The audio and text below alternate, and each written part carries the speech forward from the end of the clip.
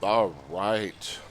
This is a quick redo of some content that has some less than stellar audio quality. So we're going to talk about energy gear. Um, this is kind of a prescription for how to use it, if you will, a methodology, a habit, if I could be so bold. So, kind of the first thing we want to do is make sure to put on all of our energy gear. So, whatever that is, make sure that you have it on. So, Shadow's hat, so on and so forth, right? Your corgi, your wand, your athane, your ring, and more importantly, if you have an energy pet, go ahead and equip it. So equip everything that's going to be in your set, in your energy set. So then you want to go to this button here, equipment sets, and you want to go ahead and create new. You could call it whatever you want, but I'm going to go ahead and just call this Energy 1, since I already have an energy set. Now, there is a stark difference between the two. As you can see, this one has no mount, and this one has a mount. And in order to actually include a mount in the equipment set, you have to go outside so that the mount is equipped, or out of doors, whatever you want to call it. And then you can create a... Oh, that was smart of me. Let me get rid of that. And let me go ahead and redo my energy set since I just blew it away. And move it up. And you'll notice now it has a mount. So if you want to include a mount in any equipment set, that's the way to go about it. You have to go out of doors. Okay, so once you have put together your energy set, when you log off, so in other words, when you are done using your everyday run-of-the-mill combat set or battle set or healer set or whatever kind of set it is, you may have multiple sets, and that's fine. But once you're done using that, then you want to switch to your energy set right before you log out. Okay? Because the reason is, the minute that you switch to this set and take off all your energy gear, it will immediately knock you down to base energy. Okay? So you see I have 130 base. So I'm going to go from 318 to 130. I'm going to lose all of that energy the minute I make the switch. And also, if I pet train, the minute that I unequip this corgi, or whatever energy pet, I'm going to lose that surplus energy as well. So in my case, since this pet has all the requisite talents, 5, 10, 15, 20, plus the native 8 from the pet, that's 58 energy that I would be losing. Okay? So then as, you're offline, this energy will repopulate, replenish, refill. It'll come back.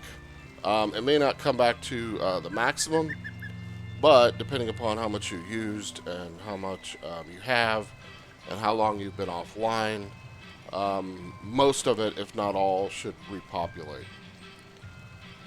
So that's typically the way I do it. Now, I like to just pet train first thing. So, but I have to garden first and foremost, because like I said, if I unequip this corgi, then I lose the energy that's associated with it. So what I like to do is head in and check out any gardening requirements, and I have none in here, and I have none out here. Now, what I could do is I could put some 48-hour spells on these, but because they're not quite mature yet, usually when they pass into the mature phase, you will lose the 48-hour protections. So, it's kind of a moot point. But for demonstration purposes, because I have some other things, but I really don't want to harvest them. You know, they're key limes and sunions, which I don't know why I've kept the sunions this long. They probably ought to go. But let's just go ahead and pretend like these need servicing.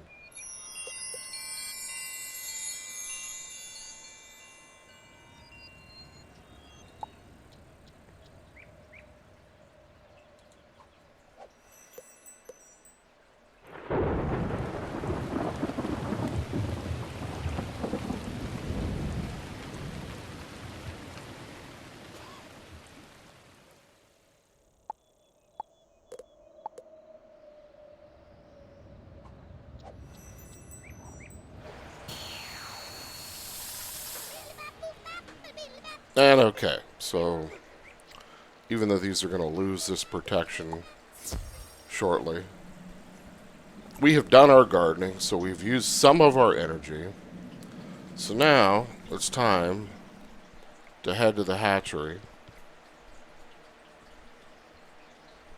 Now, if you were going to do some other activity that required energy, you could do that as well, but for me, it's typically hatching.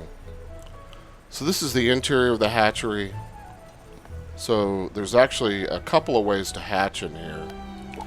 Let me switch realms since there's no one in here. Okay. So I can either self-hatch, and the self-hatching is these sigils here, these 4 sigils that are orange.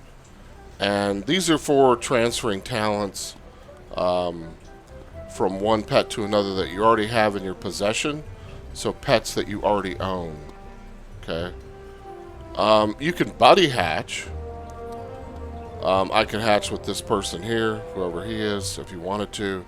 If you have the right pet, he and I can hatch together. It's pretty self-explanatory. So both players can hatch. So when you go into this kiosk, there's the option to lend and hatch. Now you might be lending, but you also might be hatching. Now both players can hatch, but both players cannot lend. So you have to keep that in mind. It'll kind of kick you out. If you both try to lend, it'll say both players can't lend. So something to consider there. The third way to hatch in here is to click another player that you want to hatch with, and then click this hatch egg icon, and that will bring up a dialog box that says, you know, so-and-so wants to hatch with you. So that's option number 3. Alright, so the other way to hatch is outside. It is the kiosk, which is what I'm going to use. So the kiosk is pretty self-explanatory. You can offer pets, and once you've offered them, you can manage them. Okay. So I do have a couple of pets in the kiosk, and I can remove them or look at the hatches that they have done. That makes sense. Sometimes when you look, if you get a bunch of hatches, you might get something that you don't have, and you can go ahead and back hatch with it. So that's kind of a nice feature. So if you want to look for pets to hatch with, you know, you can browse pets by school. So just as an example, I want to hatch with the Lord of Spring. So I highlight it, and I can browse pet by type and scroll through and find a suitable Lord of Spring. I can also look at my friends' pets, see what they have in the kiosk. That is an option. I can browse pets by pedigree. I don't know. I typically haven't used this, but you know, it is something that's there. If you want to explore it, go for it. The other way, and kind of the old-fashioned way, before hatch in person, was to search for pets by talent. So, in my case, I am going to look for Storm Giver, and I'm going to add that to the talents to search for. And I'm going to search for all talents, and it is going to show me every pet that has Pain Giver and Storm Giver. So, and what I'm looking for is a 32 pet. So, the talent and power score and bloodline would be 32. And then I'm looking for something that has the max stats. And what I will do is hatch with this hamster, because I'm trying to create a hamster that is essentially probably perfect in every sense from a damage perspective. So I will come back to this in a second, but as you'll notice, as I kind of move through this, I'll just pick any old pet. Like if I want to hatch with this pet, I just click hatch. Now you'll notice it's a little bit more expensive to do this. If you're hatching with a person, it's probably like 45,000. But to hatch like outside, it can get expensive depending upon the talents. Like you'll notice this corgi made the price go up because this corgi it has a pretty high talent power score. The lower the talent power scores are, the cheaper the hatch is. So that's something to consider as well. The other way is to search for those talents again, but to search for someone who's online that has indicated by clicking this button that they are willing to hatch in person. So the way the hatch in person works is that if the person obviously has to be online, and then they have to be willing to hatch in person. And if you click this button, you'll notice it's a little bit cheaper. And it gets, for some reason, the player's busy. So yeah, about 42,500. So, you know, I could scroll through this and find a pet that's suitable. If I want to save on the gold and click the hatch in person. Now if I click that, it is going to bring up a dialog box on the other person's screen saying, you know, so-and-so wants to hatch with you. It has a timer on it. Now this is no guarantee that the person is still available. They could be AFK and spinning somewhere. So keep that in mind if you try to use this hatch in person. I prefer to just use the other gold, the gold option. Now, one other call out on this. If you do happen to find the pet of a lifetime by searching for all talents and, you know, not doing the in-person hatch, once you hatch with this pet, assuming it still has hatches left on it, so each pet gets 10 hatches, okay? And then it doesn't disappear from the hatchery, but it kind of tricks you, and it says, oh, this pet's no longer available. I really wish KI would fix that, because there's probably a lot of people who bought puree potions to reset their hatch timer, you know, thinking that the pet was available, and it's not. But if it has hatches left on it, you can hatch with that pet once every hour. So the pet timer will reset after 1 hour. So I'm going to scroll through here just really quick, and hopefully if I don't find something that's suitable, I will do a self-hatch. And 32s are kind of hard to come by.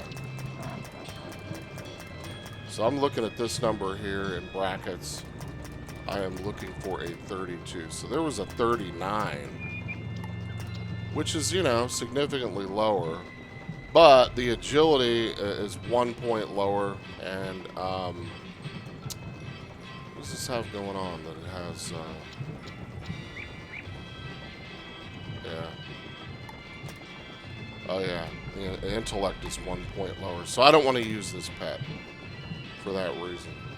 I mean, I could hatch with it, but you know, since this is new, But I find that if you keep going and bouncing around and hatching with a bunch of different pets, unless they're identical, you know, talent pools, you kind of wind up with sticky stuff like ice boom, stuff that's hard to get rid of. So something to think about there. I don't really see anything, and it's really no surprise. So what I will do is I will self-hatch. And, you know, daily I check this once a day. Just to see.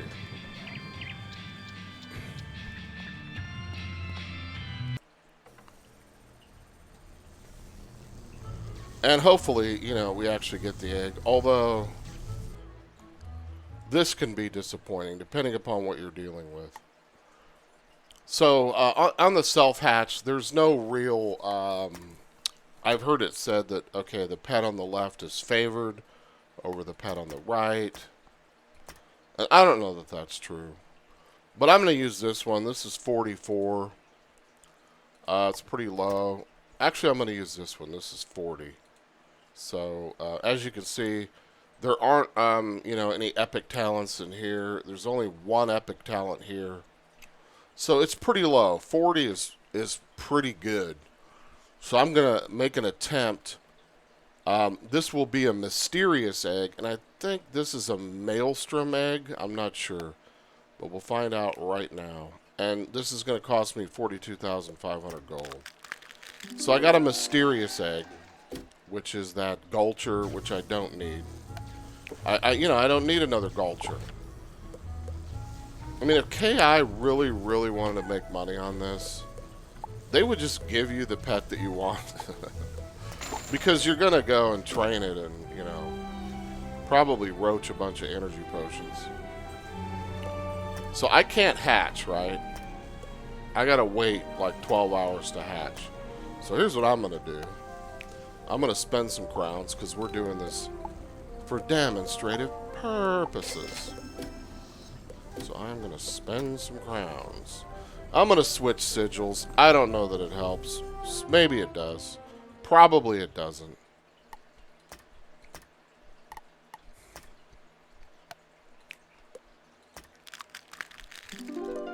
And finally, a maelstrom egg.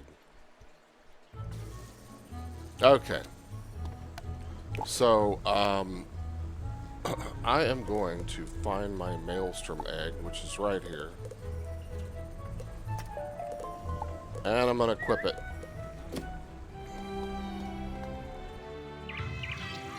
So, there's a bunch of games here, and feel free to play these if you want. I don't use any of these other games. So there's Grumpy Gobbler. I don't think I've ever actually played that. I played the Cannon game.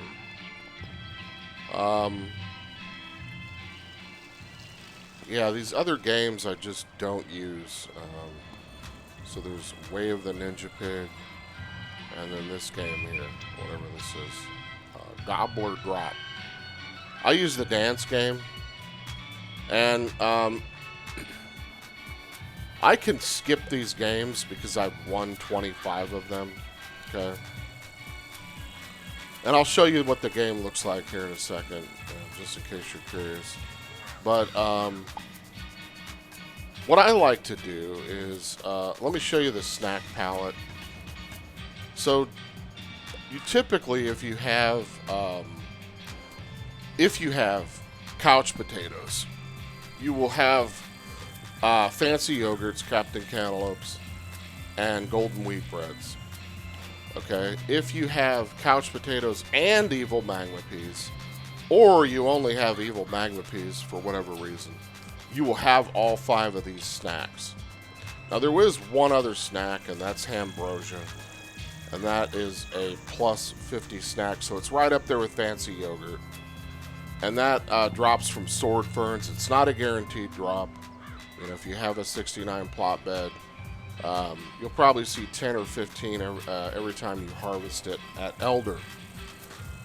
But because couch potatoes are actually more readily available in the game, so they drop with a higher frequency, you're going to see them actually more, and you're going to have more of them And because they only drop these 3 snacks, you know, fancy, cantaloupe, and golden wheat, you're going to have more of these snacks typically.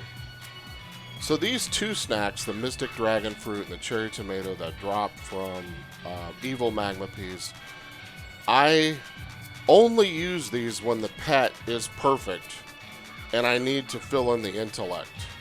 Okay? So as you'll notice, these have little symbols on them, plus 15, plus 20, yada yada. So what that does is this will, this plus 15 here will add 15 points to the will bar, and once the will hits 260, it will be max. And the same thing with the plus 20 for power and the plus 15 for strength. So you'll notice that these 3 snacks do not fill in the intellect. That's kind of what these are for. And I usually hold these in reserve. So when I pet train, I will typically go through it like this. Now, if you don't have other snacks and you only have a couple of these, and you know, I get it. There are scenarios where you may actually use these from Jump Street, but I typically hold them in reserve because just by the math behind it, you're always going to have less of these than you are of the other 3. So training's pretty simple. I'm just going to go ahead and feed the pet, and you'll notice it filled in these numbers, and it brings the experience bar up. Okay, 50 points. Now, if this were double garden, or I'm sorry, double pet, it would be plus 100. So let me show you the game itself. It's pretty simple. You have to win 25 of these, and then after you've won 25, you can skip the game. And I'm assuming it's the same for all of the other little games on here.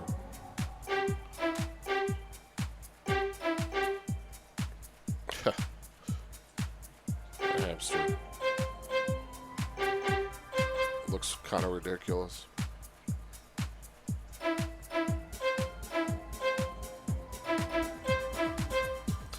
So it's pretty simple. You just follow this pattern with the arrows on your keyboard.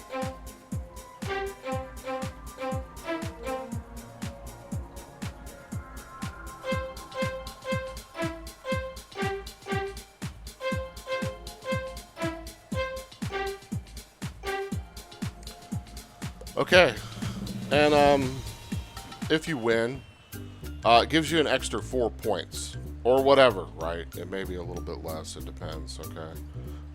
And it'll tell you how many games you've won. I don't know why I played 41 of these, but I did. And then once you get to this screen, perfect. Sometimes it'll say good or whatever. If you fail it, you get nothing. You can still feed a snack, but then it takes you to the snack feeding screen. And you'll have to do this 25 times. So since I already used a fancy, I'm going to use a captain.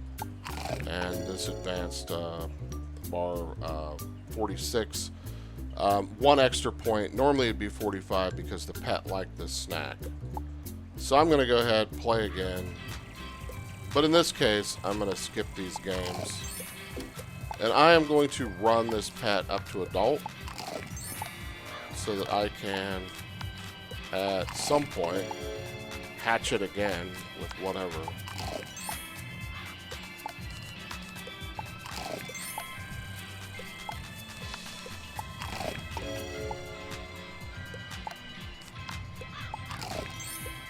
Okay, so I am done. The pet is adult, and we are done with pet training. Now, you could use this energy for anything else. You could go and do a harvest. So if you have some couch or whatever ready to be harvested, you can certainly use it for that.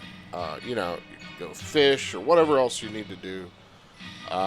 You've got this excess energy here. Keep in mind, the minute that I do the gear switch, I'm actually going to knock myself down to base. Unless you have a piece of gear that in your you know, combat set that bestows some energy, it will knock you down to base, which in my case is 130. and check your base just to see. So that's what you'll be going back to, and then it will take time for it to rebuild. So consider that.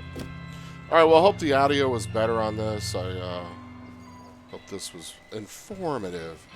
And yeah, so this is the last one I'm going to redo, and then I'm going to start working on seeds. I'm going to be out of the country for a little bit, and then when I get back, I will publish a video on seed rating.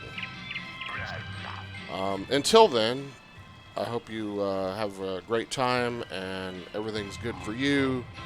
And until we talk again, enjoy.